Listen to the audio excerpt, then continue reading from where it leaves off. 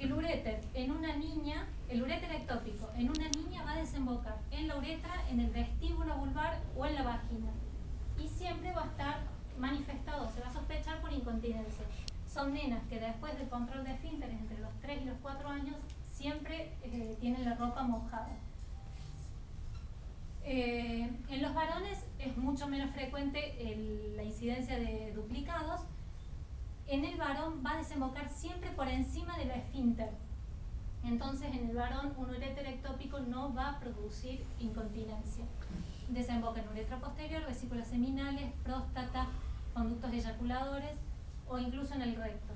Entonces, en el varón, en general, vamos a ver la dilatación por obstrucción y cuadros inflamatorios, prostatitis, epididimitis. En un niño en general va a pasar desapercibido, pero van a ser cuadros de infección urinaria similares que recién se van a poder explicar cuando se encuentre el sistema ectópico.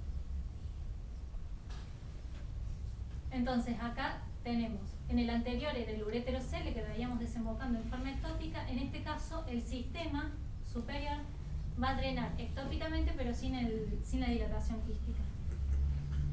Entonces, en este caso, y no suele ser infrecuente en el caso de los uréteres ectópicos, cuando cateterizamos la uretra, el catéter suele irse hacia la desembocadura del uréter ectópico. Y nos encontramos que cuando empezamos a hacer el estudio, se nos pinta todo un sistema colector. Entonces, hasta que caemos en que se trata de un sistema colector ectópico, un sistema ectópico, tenemos que sacar o tratar de retirar parcialmente el catéter, reorientarlo y continuar el estudio. Lo ideal sería que una vez que nos dimos cuenta de que cateterizamos el sistema ectópico, tratemos de vaciarlo un poco para poder notar si ese sistema ectópico es refluyente durante la micción. Bueno, entonces acá tenemos primero la cateterización del sistema ectópico. Acá sacamos el catéter o lo reorientamos, tenemos llenado vesical y reflujo en fase miccional. Acá está pintada la uretra. Y estas son las imágenes de ecografía que acompañan, donde vemos el uréter que está dilatado y la desembocadura es como que se van más abajo, no terminan de ver la desembocadura en la vejiga. Y puede parecerles normal. Es decir, ustedes están haciendo la ecografía, están apurados y dicen, sí, ahí está la desembocadura del uréter. Está dilatado y listo. Pero busquen dónde desemboca, porque si tienen una nena con incontinencia y un cuadro ecográfico como ese y ustedes no se dieron cuenta, a la nena la van a seguir reestudiando, la van a llevar al psicólogo, le van a hacer de todo y en realidad pasa que no vieron la desembocadura ectópica del uréter. Si no lo sospechan, no lo van a interpretar. Entonces acá de nuevo vemos que tenemos un trayecto ureteral que va mucho más allá del lugar donde esperamos encontrar la desembocadura del uréter. Este es otro caso donde vemos el uréter que claramente desemboca en una zona ectópica. Nosotros deberíamos verlo desembocar más o menos a esta altura y acá sigue su trayecto y desemboca más abajo. Acá está el detalle. Este es otro caso donde también se cateterizó el uréter ectópico y en fase miccional refluía. Otro cuadro que puede producir obstrucción es la vejiga neurogénica. La vejiga neurogénica en general la van a ver en el contexto de un paciente con mielomeningocele.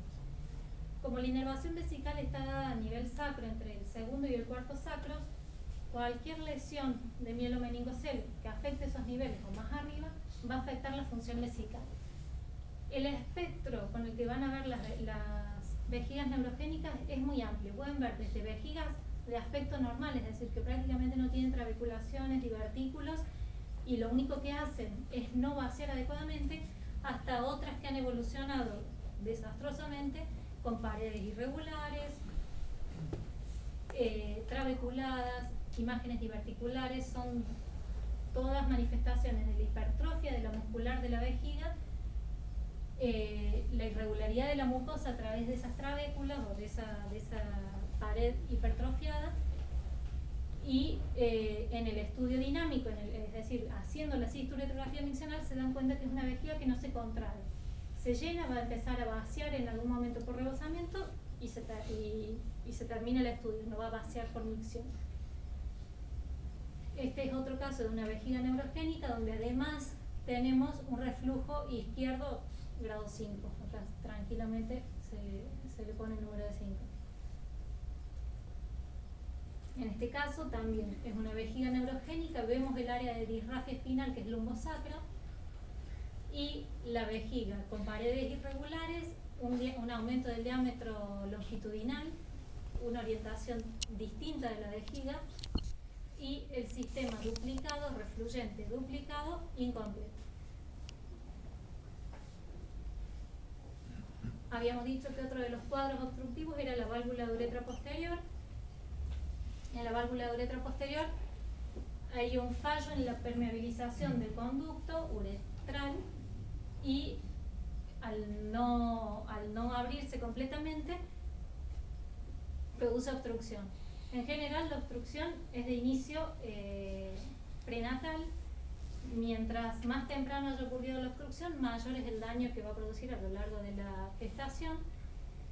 Se dice que en un sistema obstruido distalmente, cuando la vejiga es la que soporta la mayor parte del daño y no tenemos reflujo, se protege la función renal, a pesar de que va a ser un sistema obstructivo.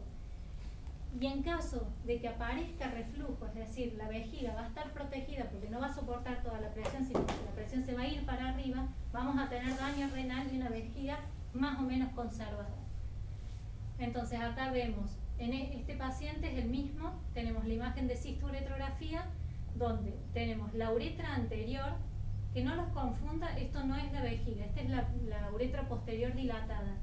Esta es la vejiga, entonces vemos que la uretra tiene este trayecto y vemos el sistema colector dilatado, el excretor dilatado.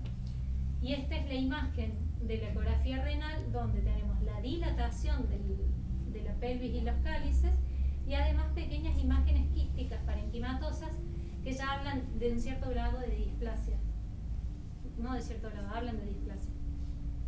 Este es otro paciente donde la obstrucción es aparentemente menor. Fíjense que aquí tengo una mejor represión de la uretra anterior y tenemos una vejiga un poquito más conservada. Se nota que es una vejiga patológica porque tenemos trabeculado y formación de divertículo y la dilatación de la uretra posterior, pero el cuadro es diferente entre los dos pacientes. Otro cuadro de válvula de uretra posterior con formación, digamos, con un divertículo paraureteral que salva un poco la vejiga, la pared de la vejiga. Pero tenemos la dilatación de la uretra posterior, la vejiga con el divertículo, que cuando intenta vaciar la vejiga se llena el divertículo. Esta es una imagen de un divertículo de la uretra anterior.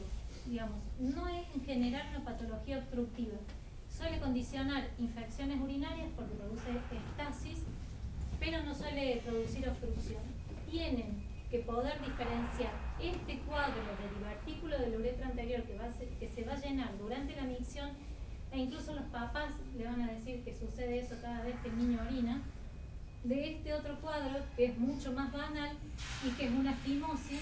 Tenemos el contraste que se acumula en el prepucio, vemos cómo se delimita el glande y esto tienen que darse cuenta cuando están haciendo el estudio que es un cuadro de fimosis, nada más que eso.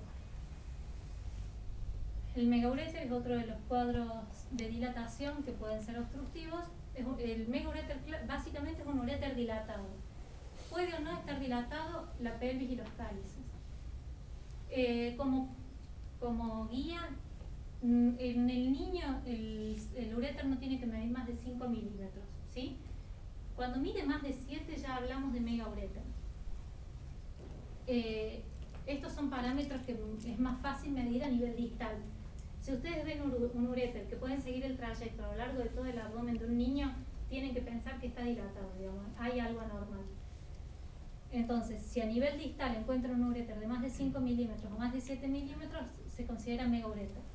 hay una clasificación de primario, secundario, refluyente, no refluyente, obstructivo, no obstructivo, no obstructivo, no refluyente, pero lo que nos importa es el obstructivo primario, que se debe a un segmento aperistáltico, es una porción del músculo que está denervado, parecido a lo que pasa en el megacolon, en el Hirschsprung,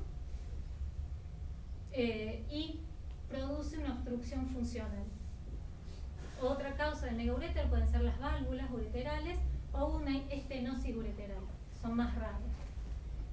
Megauréter puede ser refluyente, en los casos de reflujo que producen dilatación del uréter se considera que es un megauréter refluyente, o puede ser no obstructivo no refluyente cuando descartamos las otras dos causas.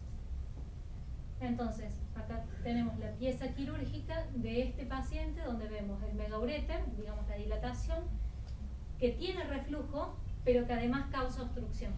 ¿Bien? Esta es la imagen del uréter derecho distal llegando en su zona de desembocadura en la vejiga. Acá quiere señalar, está medio difícil de ver, pero en este, digamos, sin ser Doppler se puede ver como en la escala de grises se puede ver el flujo de orina. Es decir, que no es un sistema totalmente obstruido, tenemos un pequeño jet ureteral, pero el cambio de calibre es notable a nivel de la desembocadura. Y esto es lo mismo. Llegamos al Prumbelli, que también lo pueden escuchar como síndrome de Eagle-Barrett o el niño con vientre en ciruela pasa, o síndrome de la tríada también. Y clásicamente presentan la tríada de hipoplasia de los músculos abdominales, hipoplasia o agenesia de músculos de la pared abdominal, criptorquidia y malformaciones urinarias. Tienen un listado enorme de otras malformaciones, pero cuando se describió la tríada se describió con estos tres. El riñón presenta grados variables de displasia, pero digamos que sería secundaria al problema vesical y de los uréteres. Es un riñón que tiene menos nefronas, puede presentar quistes, y lo importante, así como se afecta el músculo de la pared abdominal, hay una alteración parchada en el músculo liso de los uréteres y la pelvis y la vejiga. El cuadro es este, es clásico en los pacientes, en general son varones, no en general, afecta prácticamente únicamente a varones. Y la imagen, vemos en el estudio de imagen, que no necesariamente es la cistoretrografía miccional, sino que puede ser en una placa directa, ven como el abdomen batraciforme que se va para los costados, como que excede el límite natural del abdomen. Vemos una vejiga deformada, vemos el reflujo, acá está la sondita puesta. Y por último, las malformaciones cloacales. Son más raras, digamos, representa la persistencia del estadio embrionario en el que el sistema urinario y el sistema digestivo desembocaban en un mismo seno, y también el genital. Entonces también le pueden decir seno urogenital estos cuadros. Y afecta a niños, a fenotipo femenino. Y en esto lo que habitualmente solicitan en el estudio radiológico no es una cistoretrografía miccional, sino que es algo más parecido a una genitografía. El médico pide que se le inyecte contraste por el orificio que tiene en el perine para ver qué se pinta, qué se rellena y qué forma más o menos tiene lo que se rellena. En general son pacientes que ya vienen con descarga, es decir, una vez que ven que hay una malformación a nivel perineal, les van a hacer una colostomía de descarga y los van a evaluar en un segundo tiempo. Entonces, en un primer tiempo se intenta rellenar el orificio que se encuentra a nivel del perine y, por ejemplo, en este caso se rellena lo que se interpreta como una vejiga y el recto. ¿Bien? Y en un segundo tiempo se rellena a través de la colostomía, se hace la colografía distal para ver si lo que logramos rellenar va a conectar con esta porción del recto que ya teníamos contrastada antes. Este es otro caso donde también, acaso se muestran las imágenes con el relleno por la colografía, pero aquí está el seno por el que drenan los dos sistemas. Este Acá evidentemente lo que han hecho es rellenar primero por la colografía, se pintó el colon, la porción del recto y este tracto distal, y en un segundo momento se intentó rellenar en forma retrógrada y se rellenó la vejiga a través de ese tracto distal. Y creo que este es el último, donde también vemos una cavidad vesical y el colon distal o sigmoide recto, que drenan en una cavidad común, que comunican una cavidad común, que acá no está muy contrastada, en esto tampoco lo veo. Bueno, no se duerman, ya terminamos. Vamos a ver un par de casos.